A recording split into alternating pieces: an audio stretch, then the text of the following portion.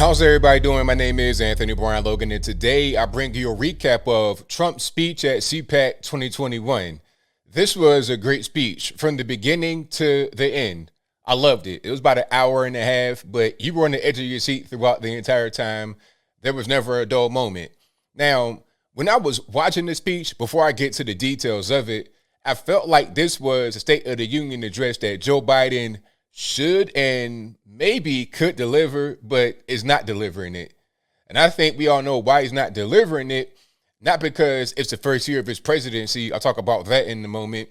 He's not delivering it because they, meaning the Democratic establishment, don't want him to be out there more than what he has to be. Okay, if he could be in his basement eating tapioca and Jello pudding or whatnot, then I'll let him do that rather than be on stage talking it all. Because when he speaks, you have embarrassment that follows right behind it. Now, some are going to say, hey, ABO, you don't give your State of the Union address in your first year in office.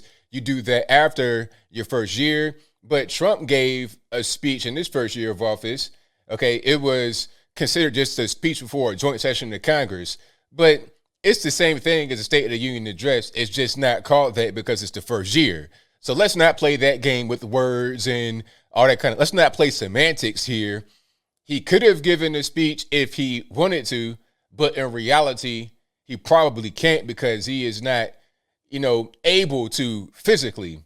And the establishment is not wanting him out there, but that's a different story, and I'll move on.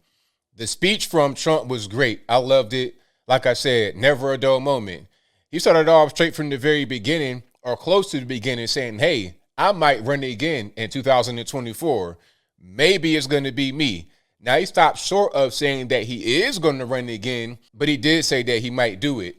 And to me, that is enough to get the left, to get to the CNNs of the world, the MS-13 DNCs of the world. That's enough to get them really afraid. They don't want him to run at all. They want the establishment guys in there. They want Joe Biden to run unopposed. They don't want any challenges. They want to remain in power. They did the failed impeachment not once but twice to try and get him out of office, to vote and have him not run again. Twitter talking about they're going to ban Trump even if he does run again. So they're trying everything they can to keep this man away from the White House, but it might not work. If he runs again, he could actually win. Now, Trump did speak on the whole elephant in the room, my humble opinion, which was the election fraud.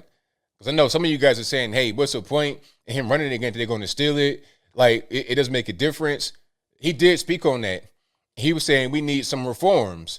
Because one thing that the establishment did, and they bragged about doing in the Time Magazine article that Trump mentioned, was they fortified the election. Now, I'm not going to say that the left or the establishment rigged the election. I'm going to say they fortified it.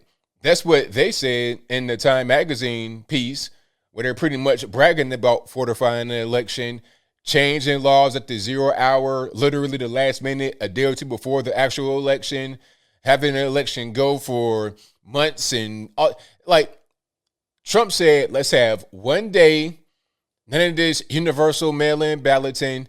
If you want to get an absentee ballot, you have to request it, as it always has been.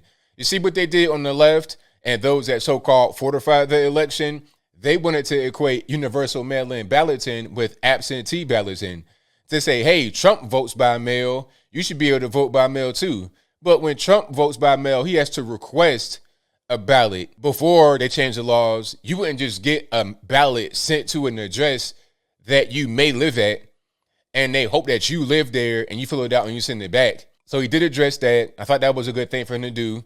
He also addressed the idea of starting a third party, and what he said he's going to do and his feelings about a third party, I was saying the exact same thing. First of all, there's not going to be a third party. He said that we're not going to do a third party. We're going to win this thing again in the Republican Party. All right. We're not going to do a third party. He said that's fake news by the media. And it makes sense for that to be a fake story because, okay, you got the Patriot Party, right? Then you have the Republican Party. Obviously, you're going to have division right away. You're going to split the vote. Even if you get 80% of the GOPers to go to the Patriot Party and vote for Trump, you still got 20% of the vote that's not going to be there. And you need every single vote to go to one pot, not have 80-20, or in reality, it'd probably be like 50-50 or 30-70, because most people don't know politics. They're going to vote straight ticket, red or blue. That's what it is. So the Patriot Party would be unsuccessful even if they were to get a large piece of the pie. So he said exactly what I've been saying, and he has a PAC called Save America. And I think he started that PAC right after the election. So he had that for quite a while. And I read an article today that says they had like $31 million in their coffers. And he promoted them last night at CPAC by going to his website, donaldjtrump.com, and donating. So they're going to have a lot more money after that big promotion on a very big stage with millions watching all over the world. And the idea behind the Save America PAC is to put forth America First candidates, right? So that's what I was saying as well. Rather than having the Patriot Party be a third party, an independent party, you have your own PAC, your own group within the Republican Party, infiltrate it, and then set the party back on track rather than trying to break away and start your own thing. That makes the most sense to try and win, to try and succeed. We're not here for moral victories or anything like that. We're trying to actually win for real. And actually winning means getting all of the vote, not just a piece of the pie. But I digress. He was hammering Joe Biden throughout most of the talk, especially at the very beginning, hammering him. All the failed policies and, things that he has not really been doing. And also talking about how he's not really there. It was crazy to hear Joe Biden say, we don't have any vaccines. You don't have any vaccines. You're not prepared for the vaccine. I mean, who was the guy that did Operation Warp Speed? Donald Trump. And Joe Biden must have forgotten that he got the vaccine not once but twice. He got 2 different shots, one in December and one in January. And Trump mentioned that as well. And it was funny when Trump said he probably didn't mean anything by it, but he just doesn't know what's going on. So he totally forgot about it. He forgot he got the vaccine. If he was to remember he got the vaccine, then he wouldn't have said we don't have the vaccine. Now, some are going to say that Joe Biden really meant one thing other than what he said, but that's just, the fact checkers coming back. On TV, Joe Biden said we did not have the vaccine, which was false because, number one, they were already doing 1 million shots per day, which is the exact same thing as his 100 million shots in 100 days. So what his goal is, speaking about Joe Biden, Trump was already doing. Trump was the guy that was behind the Operation Warp Speed to get the vaccine out there to begin with. And the same vaccine that Trump was behind, Joe Biden got. So what he said anyway about there being limited supply, if that's what he was saying, was false.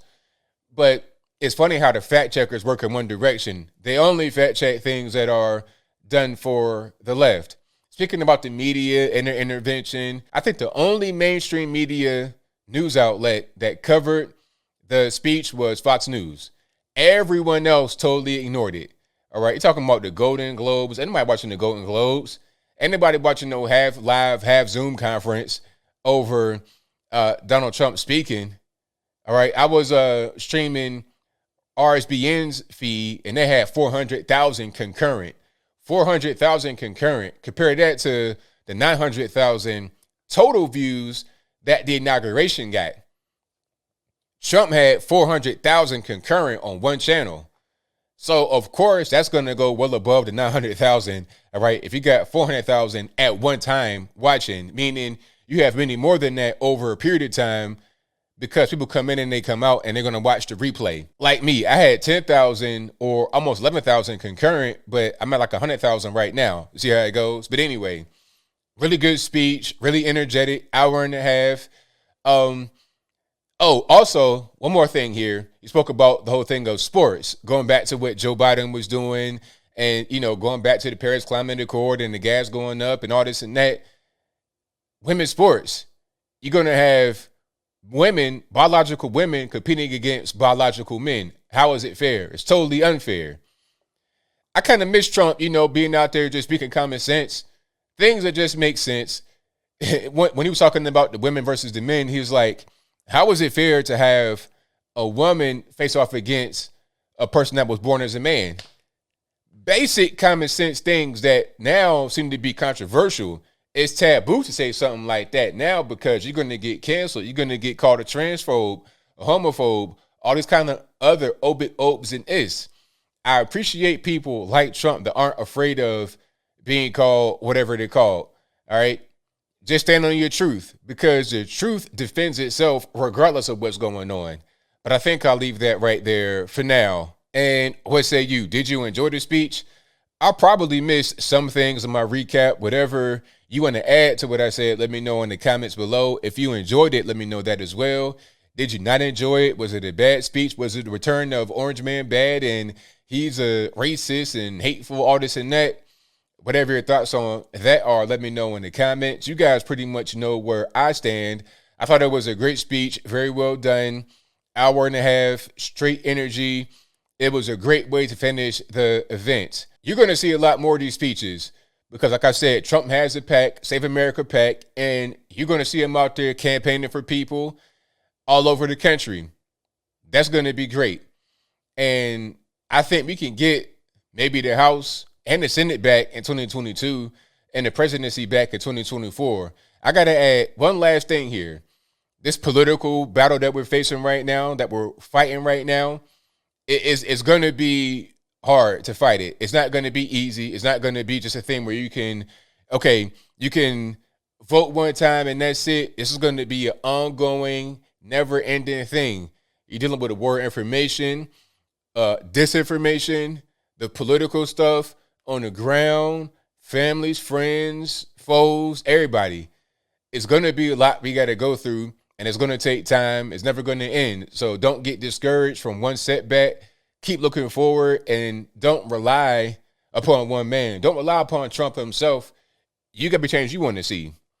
But whatever your thoughts are, please let me know in the comments below. And that's all I got to say for this video. If you like what you heard, please comment, rate, share, and subscribe. Peace.